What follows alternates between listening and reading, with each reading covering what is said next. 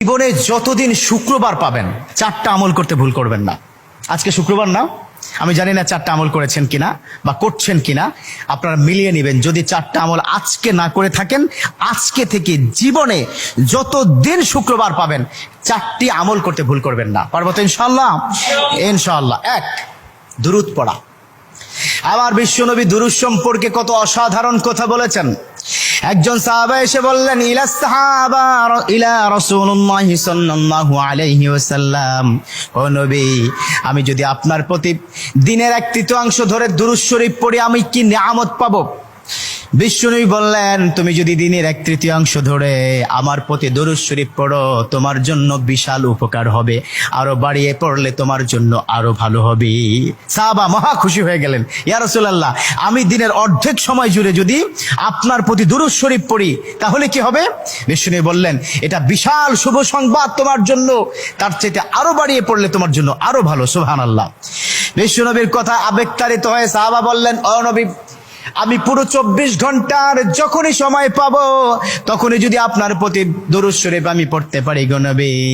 আমার নবী মুচকি এসে বললেন, তাই যদি হয়, ওয়া কানা মাই ফিল জান্নাহ, ও আমার সাহাবা, তুমি যদি 24 ঘন্টা ধরে যখন সুযোগ পাও তখনই দুরূদ শরীফ পড়ো, তুমি আমার সাথে আল্লাহর জান্নাতে যাবে।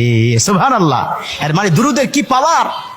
দুরূদ এত অসাধারণ। কেউ যদি মান করা দুরুদান, যে ব্যক্তি দুরূদ পড়বে আল্লাহ পাক তার মর্তবা, তার মর্যাদা 10 গুণ বৃদ্ধি করে দিবে। সুবহানাল্লাহ পড়েন। যে ব্যক্তি দুরূদ শরীফ পড়বে আল্লাহ পাক তার আমল নামা থেকে 10টি বদ আমল কেটে দিবে। সুবহানাল্লাহ পড়েন। যে ব্যক্তি দুরূদ শরীফ পড়বে আল্লাহ পাক তাকে 10টি নিয়ামত দান করবেন, যে নিয়ামত সে কখনো ভাবতে পারেনি। সুবহানাল্লাহ পড়েন। তার মানে দুরূদ শরীফ কি কত অসাধারণ না? মান লাজিমাল ইস্তেগফার। দ্বিতীয়টি হচ্ছে ইস্তেগফার পড়া। জুমার দিনে অবশ্যই ইস্তেগফার পড়বেন। ইস্তেগফার কত অসাধারণ কথা। মান লাজিমাল ইস্তেগফার গফিরা লাহু মা তাকাদ্দামা মিন জামবি। যে ইস্তেগফারটাকে লাজিম করে নেয়, অর্থাৎ কথায় কথায় সময় পেলে আস্তাগফিরুল্লাহ আস্তাগফিরুল্লাহ আস্তাগফিরুল্লাহ আল্লাযী লা ইলাহা ইল্লা হুয়াল হাইয়ুল কাইয়্যুম ওয়া আতুবু ইলাইহি। কোথাও ভুলে হয়তো একটু ফেসবুকে কোন একটা নারীর ছবি চলে আসলো, আস্তাগফিরুল্লাহ স্কিপ করে দিল। এরকম ইস্তেগফার যে ব্যক্তি লাজিম করে নিল, কথায় কথায় সুযোগ পেলে যে ইস্তেগফার পড়ে, আল্লাহ পাক তার পিছনের গুনাহগুলো ক্ষমা করে দেয়। সুবহানাল্লাহ। তৃতীয় নম্বর কাজ দেব, জুমার দিনে ভুল করবেন না, সেটা হলো ফজরের নামাজটা আদায় করতে ভুল করবেন না।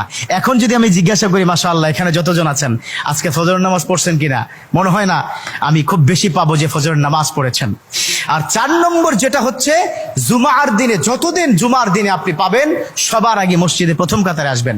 বিশ্বনবীর হাদিস যে প্রথম কাতারে সর্বপ্রথম মসজিদে প্রবেশ করবে রব্বে কারীম তার আমল নামায় উটের গায়ে যে পরিমাণ পশম থাকবে সম পরিমাণ পশমের সওয়াব তার আমল নামায় আল্লাহ পাক দিয়ে দিবে। সুবহানাল্লাহ। তা 4টা আমল করবো তো ইনশাআল্লাহ? আল্লাহ পাক কবুল করে নেক। আমিন।